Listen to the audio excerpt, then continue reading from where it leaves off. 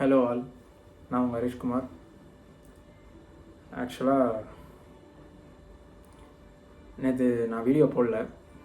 அதுக்கு என்ன காரணம்னா, நேற்று ரோட்டில் ஒரு இன்சிடெண்ட் நடந்தது. நேற்று அதை பற்றி பேசலான்னு பார்த்தேன்.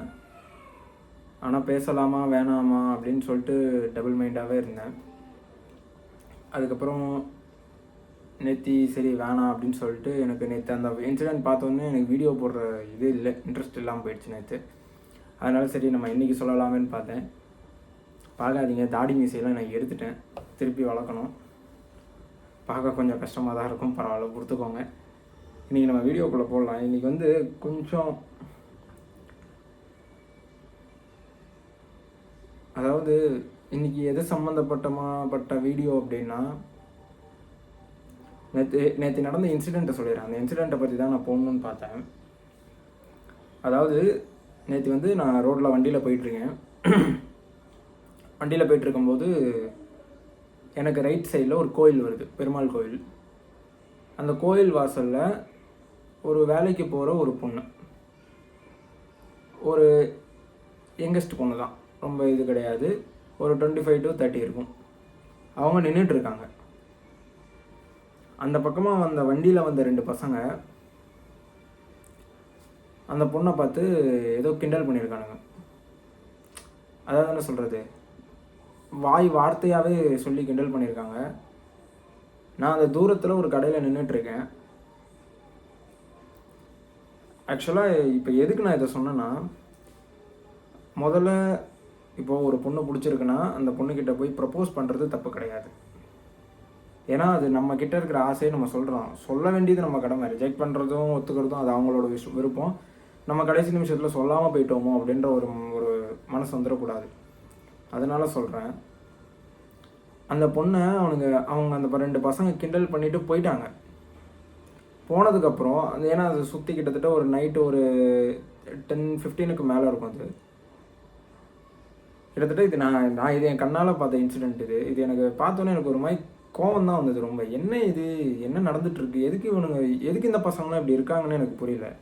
ஒரு 100 நல்ல பசங்க இருக்காங்கன்னா அதில் 10 பேர் இப்படி தான் இருக்கானுங்க. அவங்க பாட்டுன்னு செவனேன்னு எந்த வேலையும் பார்க்காம எங்கேயும் வேலைக்கு போயிட்டு, நல்லா தெரியுது, வேலைக்கு போயிட்டு ஒர்க் முடிச்சுட்டு வீட்டுக்கு போகிறதுக்காக நின்றுட்டுருக்காங்க. யாரோ கூப்பிட வர்றதுக்காக நின்றுட்டுருக்காங்க அங்கே கோயில் வாசலில். ஆக்சுவலாக இது நான் பேசலாமா வேணாமான்னு டபுள் மைண்டாகவே இருந்தேன். அதுக்கப்புறம் இதை பேசணும், இதை பேசியே ஆகணும். ஏன்னா நிறையா நடந்துகிட்ருக்கு இப்போ. அதனால் தயவுசெய்து சொல்கிறேன், இந்த வீடியோவை பார்க்குற நிறையா பேருக்கு சொல்கிறேன், அந்த மாதிரிலாம் பண்ணாதீங்க. யாரையும் ரோட்டில் போகும்போது கிண்டல் பண்ணுறதோ இது பண்ணுறதோ அதெல்லாம் யாரும் பண்ணாதீங்க. தயவுசெய்து சொல்கிறேன். ஒரு சின்ன அட்வைஸ் கூட வேணாம், நான் ஒரு இதுக்காக நான் சொல்கிறேன். ஏற்கனவே பசங்களோட வம்சாவளியவே இந்த மாதிரின்றதுனால ஒரு 10 பேர்னால மிச்சம் இருக்கிற ஒரு 90 பேரும் பாதிக்கப்படுறோம். அப்போ அதனால இந்த 10 பேர் மட்டும் நான் சொல்கிறேன், அந்த 10 பேர் தயவுசெய்து இதெல்லாம் பண்ணிகிட்டு இருக்காதீங்க. ஏன்னா இன்றைக்கி ரூல்ஸ் அண்ட் ரெகுலேஷன்ஸ்லாம் நிறையா வந்துருச்சு. ஒரு செகண்டில் தூக்கி உள்ளே போட்டு போயிட்டே இருப்பாங்க. அதெல்லாம் பண்ணாதீங்க. ஏன்னா அந்த பொண்ணு இந்த பசங்க அப்படி பண்ணிட்டு போனதுக்கப்புறம் அந்த நான் கிட்டத்தட்ட பார்த்துட்டே இருக்கேன், ரொம்ப நேரமாக பார்த்துட்ருக்கேன். அது அந்த பொண்ணுக்கு ரொம்ப பதட்டமாகி மூஞ்செல்லாம் ஸ்வெட் ஆகி, கண்டிப்பாக ஆயிருக்கும். நீங்கள் நினைக்கலாம், நீ தூரத்தில் இருந்தால் உனக்கு எப்படி தெரியும்னு. கண்டிப்பாக ஆயிருக்கும். பயத்தில் எல்லாருக்கும் வேர்க்க தான் செய்யும். ஆனால் அந்த பொண்ணு மூஞ்சில் நல்லா பயம் தெரியுது.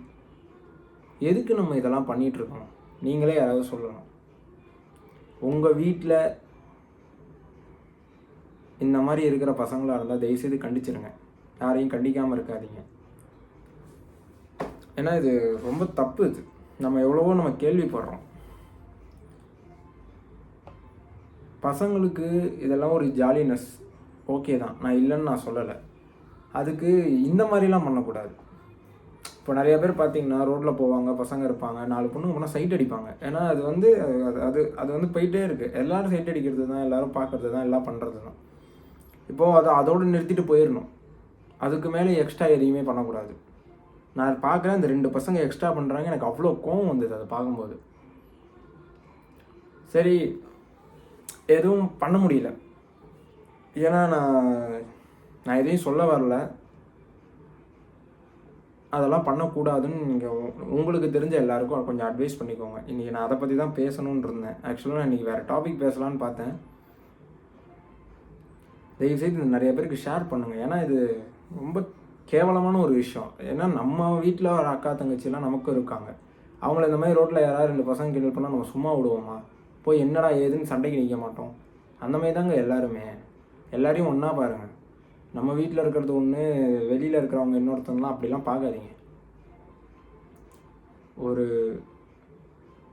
பர்சனலாக நான் சொல்கிறேன், அதனால் எல்லோரும் புரிஞ்சுக்கோங்க. அதனால தான் இந்த வீடியோ.